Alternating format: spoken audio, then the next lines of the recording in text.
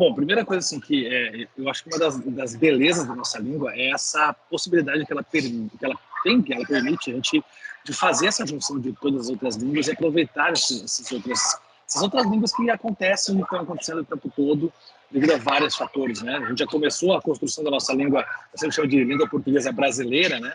Porque afinal de contas a gente sabe que ela tem essa junção do português de Portugal com as línguas indígenas que estavam aqui, depois com o processo de escravização dos africanos que vieram para cá e trouxeram também as suas línguas, e aí outros povos que foram chegando aqui, como árabes e outros europeus que chegaram, essa junção toda. E hoje, esse processo continua acontecendo. Graças à globalização, à internet, que vai chegando, então hoje tem muita influência do inglês, e outras línguas sempre estão aqui o tempo todo, né? Através, muitas vezes, dos alimentos que a gente come, né? Os nomes das comidas, tudo isso vai juntando. E isso eu vejo como muito bom, esse acolhimento que a nossa língua portuguesa tem, porque ela acolhe todas as línguas e mesmo assim ela não vai perdendo o seu sentido, vai perdendo a sua essência. E quando nós conversamos hoje, a gente tem influência do japonês, com as palavras que vêm lá do Japão, tem influência, né, do americano, e mesmo assim a nossa essência não se perde e a gente consegue constituir comunicação o tempo todo usando como base a nossa língua. Então, o que eu faço quando eu vou tentar ensinar a nossa língua? Primeiro, eu mostro que ela existe, como ela foi construída, e mostro que ela realmente pode fazer esse acolhimento das outras línguas e potencializar a nossa maneira de comunicar. Porque, afinal de contas, a língua é a nossa identidade, mas ela é também o nosso principal material de comunicação. E desde que eu constitua a comunicação e continue entendendo e fazendo com que essa língua se desenvolva, eu vejo só beleza nisso, eu vejo só possibilidades a mais. Então, quando eu vou ensinar a língua portuguesa hoje, sim, eu preciso lembrar as pessoas que existe o internetese, que tem um termo lá, stalkear, por exemplo, que vem de uma junção do stalk do inglês mais a construção de um verbo no português, né, terminado em ar. Então, esse neologismo que a gente faz, essa construção de novas palavras, está o tempo todo acontecendo, stalkear, até mesmo usar aí as redes sociais como twittar, enfim. São verbos que a gente constrói a partir da língua portuguesa, porque essa terminação ar é da língua portuguesa, juntando com o inglês. Então, a maneira de construir o ensino disso é mostrando que existe essa possibilidade, mas sem perder o foco na construção principal da língua, que é essa nossa língua materna. Primeiro, também tentar desmistificar um pouco, né, que as pessoas falam, porque língua portuguesa é muito difícil de aprender. Não é difícil de aprender, a gente precisa só entender como usá-la. Quando a gente entende a função dela no nosso dia a dia, como usar, né, as N regras que existem na nossa língua, elas estão sendo aplicadas o tempo todo, no dia a dia com a gente não percebe. Então, eu mostro primeiro essa aplicação no cotidiano, mostro como ela faz essa junção com outras línguas, para depois chegar na parte técnica, porque eu acho que assusta as pessoas é quando a gente fala muito da parte técnica. A oração subordinada substantiva. Não, calma, vamos falar de diferente.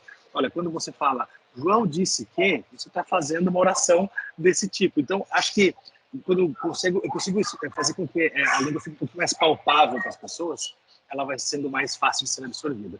Então, essa é a forma como eu trabalho o ensino da língua, com a junção de todas as coisas que ela permite fazer e a forma como eu apresento. Olha, esse é um desafio, né, de saber o que é aceitável e o que não é aceitável, porque eu acho que existe muita situação de uso da língua. Então, quando eu estou conversando contigo aqui, nós temos a língua portuguesa como nossa base. Talvez tenha termos que eu utilize que você não conhece. E aí, se eu utilizar um termo que você não domina, aí já não está aceitável para a nossa conversa aqui. Eu preciso utilizar o termo que você domina. Então, tudo depende da situação de uso. Se eu estou numa informalidade, numa conversa com os amigos, uma roda de amigos, e estou usando gírias o tempo todo, mas todo mundo está se entendendo, então está aceitável essa comunicação dentro daquele processo. Então, por isso que é difícil falar assim, olha, o que é aceitável e não é aceitável. Por isso que eu sempre digo uma coisa importante. Eu faço um comparativo. Quando você pega um jogador de futebol muito bom, por exemplo, vou pegar um exemplo que eu gosto de usar, o Ronaldinho Gaúcho.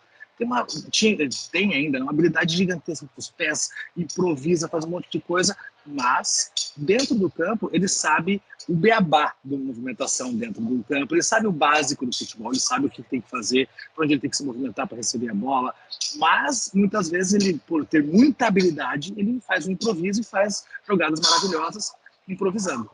A língua é a mesma coisa. Então eu preciso saber o beabá da língua, saber a essência dela, para daí poder brincar com essa língua, para daí poder fazer a jogada maravilhosa com a língua. Então, o grande lance eu preciso dominar a língua padrão, eu preciso entender como funciona a norma padrão, eu preciso estar muito, muito bem afeiçoado com essa língua padrão, para daí depois, quando tiver uma situação de uso diferente, eu saber como utilizar ela de outra forma e fazer uma mágica na maneira de comunicar. Então, o grande lance, acho que não é até que ponto é aceitável, até que ponto não é aceitável, mas sim da situação que eu estou para usar essa língua. Então, eu sempre digo para as pessoas, gente, eu preciso dominar o beabá da minha língua, eu preciso dominar a nossa língua portuguesa, o básico dela, eu preciso ter esse fundamento da língua bem internalizado. A partir daí, eu tenho a possibilidade de fazer outros malabares com a língua, de acordo com a situação que eu me encontro. Ninguém utiliza, até o próprio tu. Né? Existem regiões do país que a gente usa o tu, mas é engraçado, porque as pessoas usam o tu e conjugam na terceira pessoa, sendo que o tu é segunda, né? Então, ao invés de falar tu estás, as pessoas falam tu está. Ela conjuga como se fosse o você está. Então, assim, ensina-se sim, porque ainda faz parte da nossa língua, mas, obviamente, realmente, como você disse, as pessoas já esqueceram de utilizar o vós e muitas vezes utilizar o tu também. A gente utiliza muito a primeira pessoa e a terceira. Cada vez mais a gente tem utilizado isso.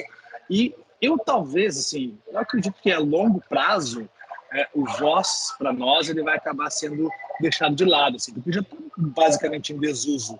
A gente só utiliza lá na hora de ensinar a norma padrão na escola formal.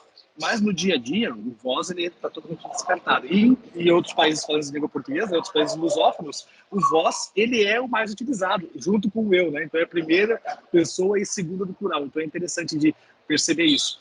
Mas realmente no Brasil está cada vez mais sendo deixado de lado e eu acredito que a longo prazo é possível que ele seja aí descartado, se realmente aos poucos, assim, porque as gerações estão vindo, daqui a pouco nem vão saber que existe a segunda pessoa do plural.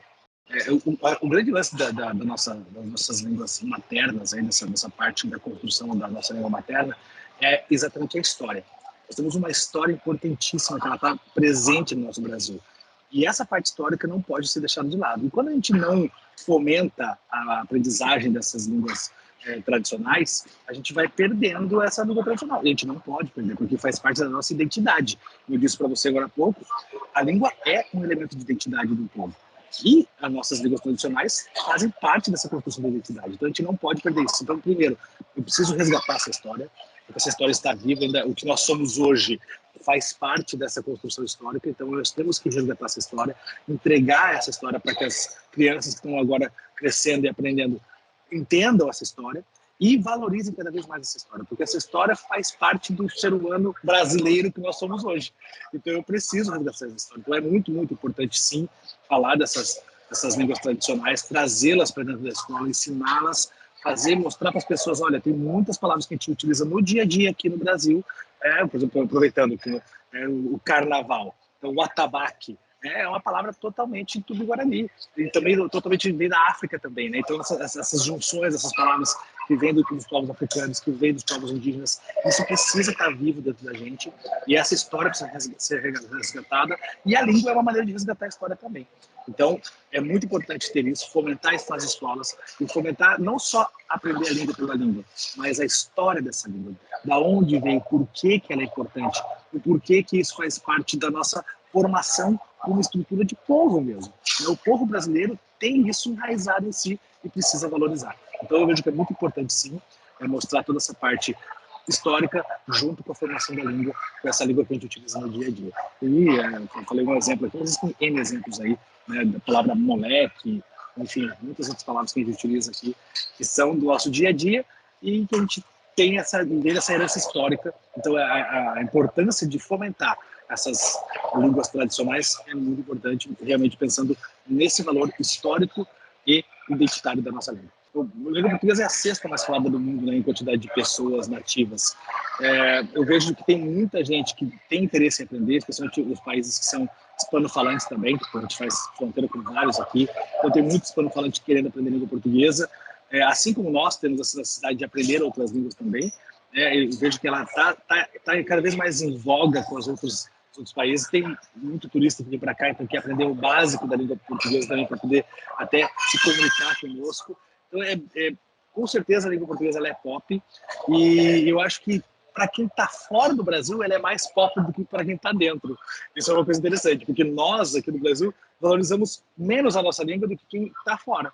Então eu vejo que tem muita gente de fora que valoriza a língua portuguesa, quer aprender a língua portuguesa, quer entender um pouco mais, quer poder se comunicar minimamente com a língua portuguesa, e nós ainda temos esse discurso que eu falei agora há pouco. Não, porque a nossa língua é muito difícil, porque a nossa língua é muito complicada.